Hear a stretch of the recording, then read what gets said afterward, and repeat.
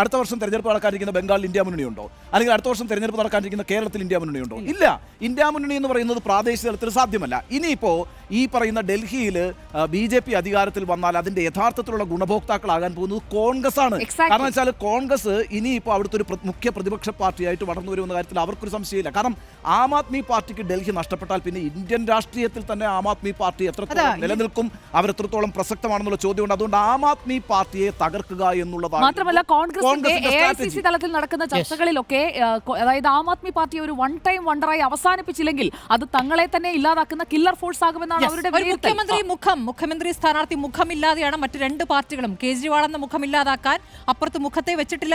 ആം ആദ്മി പാർട്ടിയുടെ ശക്തി ആ മുഖം തന്നെയായിരുന്നു. ആ മുഖം മാത്രമായിരുന്നു ആം ആദ്മി പാർട്ടിക്ക് ശക്തിയായിട്ടുണ്ടായിരുന്നത്. പക്ഷേ ആ മുഖത്തിൽ ശീഷമഹൽ അടക്കമുള്ള വിഷയങ്ങൾ ഉയർത്തിക്കൊണ്ട് തന്നെ BJP ആദ്യ നിമിഷം മുതൽ തന്നെ കരിനിഴൽ വീഴ്ത്താനുള്ള ശ്രമം നടത്തി. പക്ഷേ കറപ്ഷനേക്കാൾ അവിടുത്തെ ജനങ്ങൾ വിശ്വസിച്ചിരുന്നത് യമുനയടക്കമുള്ള വിഷയങ്ങളിൽ അരവിന്ദ് കെജ്രിവാളിന്റെ വാഗ്ദാനം പാഴായില്ലേ എന്ന് പറയുന്നത് BJP മാത്രമല്ല, രാഹുൽ ഗാന്ധി കൂടിയാണ്. ഒന്നും പ്രധാനപ്പെട്ട വിഷയമായിട്ടില്ല എന്ന് മനസ്സിലാക്കുന്നത് ഭരണമാണ് വിഷയം.